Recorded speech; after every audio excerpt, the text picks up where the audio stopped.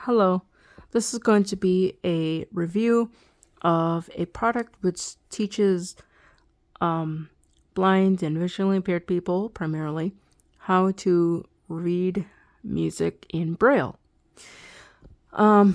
So in front of me I've got, it's called Feel the Beat, and it comes with a chart, it comes with a lesson book, it comes with a music book for the teacher. It also comes with a Braille music book for the student, which is currently on my shelf. So first, I'm going to do this from easiest to hardest. This is the sheet that comes with it.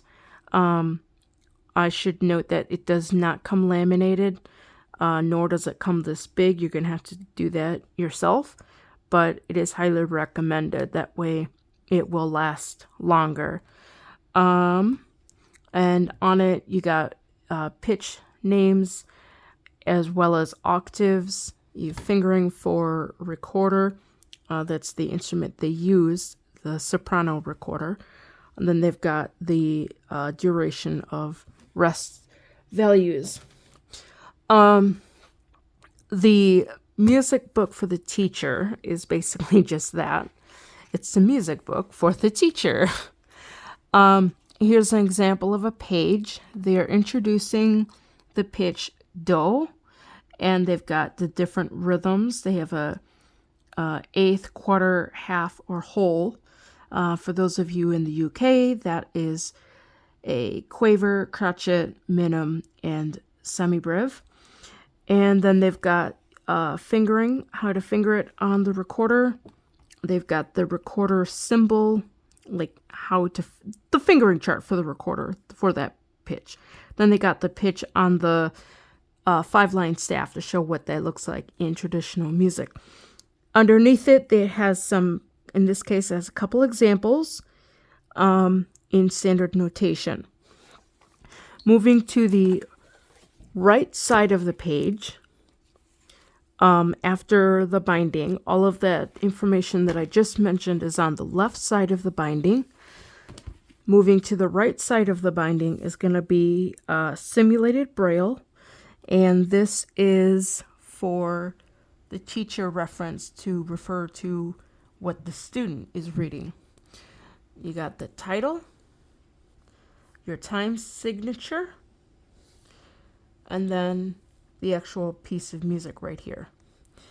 Then you've got your second title, time signature. Well, in this case, there is a key signature. There's one sharp there. And then it has the actual music. So this is kind of how the teacher book for the music is laid out. And the student music book, all the pages are brailled on the right side of the binding, so there's no interpoint, which is good, especially when you're just learning. There also is a couple different layouts for duet, in this case hot cross buns. This they have laid out in part format if you were getting parts for an orchestra or band. You got part 1, part 2, and in the Braille it has part 1 on top and then part 2. So that gives the student an idea of how parts are written out for separate instruments. They also have the same duet in what is known as bar over bar. Somebody looking at this might think of it as piano music for treble, for 2 treble cleves. And the same thing is over here. They've got, in this case, they're telling you that this is part 1, this is part 2, a little bit of information about that. And then the actual has the music. And there's your time signature. Your song title is up here. And then some information about the Braille. And then your time signature at the midway. This stuff is always centered. The title, time signature, and key signature are always centered. And then your part 1, and then underneath it is your part 2. And all of the music is in bar over bar. So all the beginning of the first notes are going to line up with each bar. So that's kind of also how piano music is written out. So moving on to the actual lesson book. We have a table of contents. Slide that over a little bit. Keyboard's getting in the way.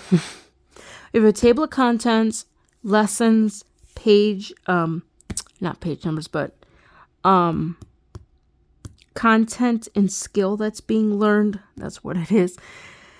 And then the song that goes with it, your lesson page, and then your student page in the student music book. And all the songs on here are pretty straightforward, nothing too detrimental. Here we have hot cross buns, some French name, Mary Had a Little Lamb, Down by the Station, Hickory Dickory Dock, All Tied Up, Happy Birthday, Hush Little Baby. Songs that most children in the Western culture are going to grow up with. After that, you've got notes to the music teacher.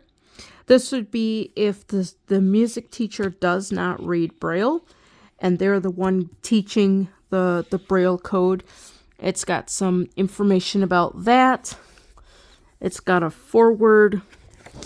After all that front matter, you have introduction to lesson 1, which each lesson does come with a introductory / background page or a couple pages, and it basically talks about the relationship between the print music and the Braille, and how it relates and things. So that's kind of neat. And this one, it gives you some extra information there. So then you go into lesson 1. You have your concept of what you're learning or what the student is learning. And then you have a lesson layout. And then you have a reading, which actually means music reading. So the student in this case, they're counting measures. They're not playing anything. They're just counting measures. So you've got the printed music on the left side, the Braille music on the right side. And that's how this first section is laid out. And then you move on to lesson 2, which covers pitches, staff, I should say rhythm, and how that works in Braille. And then there's a review of counting measures, and then new lesson material. Lesson 3 is when the recorder is introduced. They talk about breathing, fingering, tonguing, things like that that's pertain to the recorder. And then they teach you your first pitch, T, and then they have the different values. And then they have your fingering on the recorder, and they have what that pitch looks like on the 5-line staff for the upper instrument with the treble clef. And then you have your lesson. And then you continue moving on in like manner. When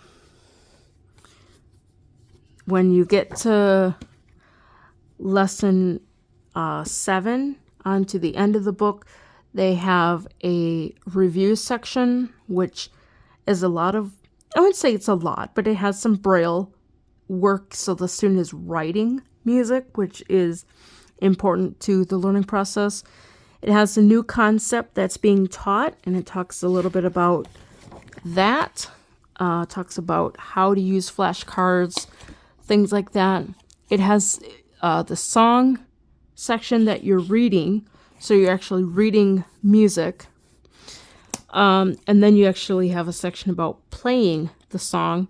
And then there's a section down here which talks about memorizing, which is really important. When blind people are learning music, they learn section by section.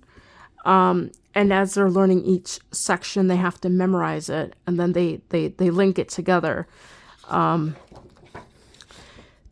for them to actually be able to play it, because they can't feel music and play unless they are a singer. There's about 3 or 4 of these skill checks. These are really neat because it's kind of like an evaluation to see how much the student knows. This first skill check falls between lessons 11 and lesson 12. In this one, they cover measures. They have to know, obviously, they have to know what a measure is. They have to know how to count it. They have to be able to read time signatures. I would say, in addition to identifying them, they have to be able to write them as well. If you can read but you can't write, you're not fully literate. Identifying the 4th octave mark. So being able, they have to know what that is, know how it's used, things like that. Identifying and playing pitches. So up to this point, they've introduced 3 pitches with 4 rhythms, and they have to be able to read these pitches either from random segments that the teacher will pick out from the music, or else they would have to use flashcards. And then the last section is to be able to play their music repertoire. And this would include everything from lesson 1 to 11. So what I'd recommend here is, as a student is learning material, they can make themselves a list as they're learning the stuff. They can make themselves a list of all the titles. And as they're adding more titles, they are reviewing this list on a daily or bi-daily process. And gradually, as they're learning and adding more songs to this list and reviewing, these songs will be memorized to a very, very high proficiency. And the student will be able to just whip out any of these songs. Hey, Grandma, Grandpa, listen what I can do. And they can play Mary Had a Little Lamb or something like that. And be proud of themselves and start to develop musical repertoire for learning, for, in this case, recorder. There is, at the end, there is some references, if I can get there. Here's the duets I was mentioning earlier. Okay, so here we have a glossary, which is a page. It just talks about what symbols are. And then you have a glossary of Braille terms with the semibreve next to it. I would, if you're just learning, I would go through, mark in pencil what these symbols are in print. That way you have an idea that the sharp sign looks like the hashtag, and you can start to associate the print symbol with the actual Braille symbol instead of referring to the spelt out form. That might be easier for non-musicians. For musicians, because they already know what these are, I think just being able to refer to these might be fine. But if you're a visual learner or visually inclined, having the actual printed symbol would is good for that. And that's what I'm going to do. I'm going to go through and mark mine. as I am learning. And then you've got song attributions, which is basically where all the songs come from. Some of these are composed, some of them are just really old. And that's the end of that. I do have a little rant I would like to say about using the recorder. Long time ago, I tried learning Braille using piano. And I've tried this a couple different times. And it can be done, but it is extremely slow. And this goes with piano, recorder, any instrument. If you're trying to learn music, if you're trying to learn to read music and play an instrument at the same time, I would highly recommend not to do it. If you want to incorporate the recorder later, by all means, go ahead. But if you're just learning to read what that's a bad page. What these dots here mean, you need to be focused on reading, not playing an instrument. So, with this said, with this example here, we'll just take this one. We have a song in 4 time, and then we have all these symbols. Now this thing here, I can tell, okay, that's exercise number 2. But if I'm having to read this and say I don't know what these symbols are, I'm going to be spending so much time figuring out what these symbols are that I'm not going to be learning anything. And then to try to apply this to an actual instrument, I would just focus on reading this music using solfege. Simple as that. I'm going to use the teacher music book because it will be easier. So if I were to learn 17. If I were to learn this song, Mary Had a Little Lamb, I'm looking at the print here, and I could clearly see that it's in the key of G, but because they don't have that specified, this is technically in the key of C. So, using your do, re, mi, fa, sol, la, ti, do, if you have the pitch C up here as do, this first pitch would be ti, la, sol, la, ti, ti, ti. And then you continue this. So this song is composed of ti, la, sol. Those are the only 3 pitches. Ti, la, sol. That's it. So then you go to your music and you have your student start off. Okay, we're going to start the first pitch on T. And the student obviously has an idea of what ti, la, sol is because, it's in here. So we got, you got ti, la, sol, ti, la, sol. I totally screwed that up. Yeah, I'm doing those different T. I'm doing the reverse. On the back of here is hot cross bun. Yeah, hot cross buns is on the other one. Ti, la, sol, la, ti, ti, ti. That's what it is. Take 2. So starting here, you got ti, la, sol, la, ti, ti, ti, la, la, la, ti, ti, ti, ti, la, sol, la, ti, ti, ti, ti, la, la, ti, la, sol. And that's how the student learns it. If they can't sing, or if they can't do the whole song, they could do, they could break it up into sections. Like, say, take the first 2 bars. Ti, la, sol, la, ti, ti, ti. That's it.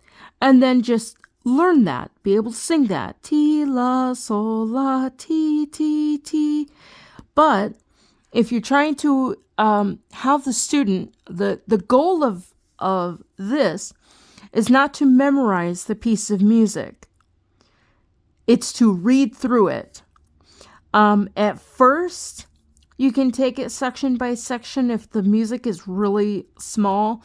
But, I mean, by this point, they should be getting a handle of reading across the page of Braille. So this is just reading across, using solfege, and, just using these really simple minims, cratchets. I mean, that's all we have right here. Minims and cratchets and one semibreve. And all the pitches are ti, ti, la, sol. That's it. So having the student read using solfege is going to help with the music reading process. Here we have a bunch of, it looks like a big rhythm exercise, but it's built on ti and then la. Oh, these are 3 exercises. And then sol. So this is rhythm exercises all on different pitches. So being able to sing these on the syllable and getting the rhythms correct would be a sense of, you're reading rhythm. And the goal is not to memorize, but to just get used to reading. So the reason I say using solfege is because when students get into university, they will be required to take ear training, sight singing, that sort of thing, where they have to read music and they're not allowed to memorize it. And if the student does not know how to read music, they are going to falter big time. And they might get by in the first semester, the first year, but as they progress into the higher levels, if they don't have a high reading ability using solfege, they are going to slowly fall behind. I'm saying that from experience. So that is my review, and I hope it serves somebody well, and I hope that I'm able to